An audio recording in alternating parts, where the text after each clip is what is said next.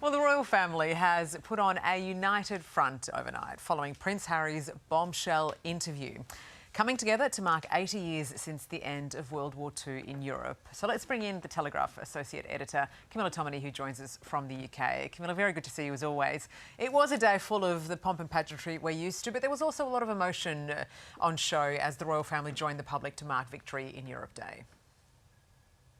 So much emotion, Sarah, and such moving scenes to see the royal family seated alongside some of the veterans that served in the Second World War. Yeah. We know they're dwindling in number now, but it was lovely to see the Queen and indeed the King share a blanket with some of the slightly older gentlemen and women next to them, and equally to see the three Wales children. We don't often see them, and they haven't really been seen since those Jubilee and other celebrations. But there was quite a funny moment, which I'm sure you guys can't have missed, where Prince Louis poked a little bit of affectionate fun at his older brother, who was sort of making sure his hair looked good in the wind. And then Louis just decided to do an impersonation of him. Here we are, look. Love this little scene. Look at Louis. Camilla, you know us too well. That is obviously the highlight for us. And I was going to raise that with you too, because it's always Louis, isn't it, who brings the light relief when we need it most. Exactly, and to be fair, I think his parents probably needed it too. Yeah. If they were filming the effects of Prince Harry's interview to the BBC, then they certainly weren't showing it. Catherine particularly wearing burgundy, looking really, really cheerful, happily speaking along. And they went on to a tea party with the veterans afterwards and had a thoroughly good day. Of course, the children, as ever, absolutely loving that fly past over Buckingham Palace, along with the rest of the crowd, frankly. I mean, it was a pretty cold day in London, but my goodness me, the crowds turned out. Look at that, with the red arrows flying across the sky. It's always so spectacular. It's so spectacular. And to be fair, I hope you'll agree that the British do these things very well indeed, all the pomp and pageantry. But the Harry interview, you know, it's overshadowing over here. I think there's 2 points of major contention as far as the royals are concerned. First of all, this comment he made about it all being an establishment stitch-up, and the fact that his father didn't intervene in his security case. Well, he couldn't. I mean, there's no way on earth that a king can interfere in what Court of Appeal judges are deciding.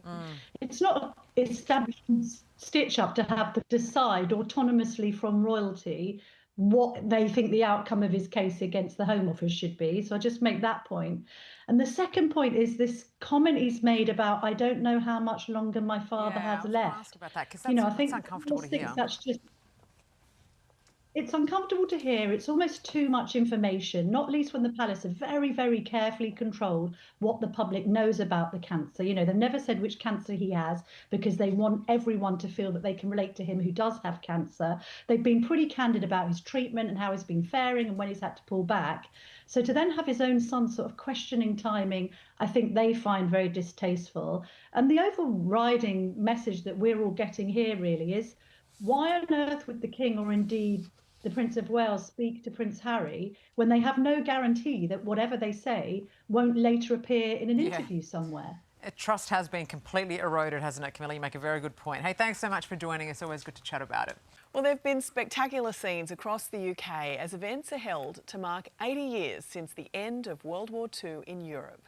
Live to 9 Europe correspondent Jessica Millward, who's in London. Jess, this was British pomp and pageantry at its finest. It was really quite incredible to watch, Jane. The military parade featuring 1,300 military personnel made its way from Whitehall in the centre of London through the iconic streets and all the way down the Mall, where the royal family were waiting, the King giving them a salute as they went past, the Prince and Princess of Wales, along with their 3 children front and centre also. This is the first of several events that will take place across the UK this week to mark the 80th anniversary of Victory Day, when the Allied forces declared that they had defeated the Nazi Germans back in 1945 in World War II. Winston Churchill declared that the war in Europe was over. But you're seeing the royals there on the balcony. They watched a spectacular fly past, but the stars of the show were rightly today the veterans that fought so hard for the freedom of all of those here in the UK. And I caught up with some people in the crowd. Take a look. Celebrate the peace and victory in Europe, and of course, hopefully, see the royals on Buckingham Palace. Just to respect everybody that isn't here that should have been. We owe everything to them for where we are today. Just thanking all the service people that saved us. Oh, it was lovely to meet Rita there. She was 9 on that day in 1945. From a 9-year-old to a very cheeky 7-year-old, Prince Louis. We can always count on him to bring some laughter.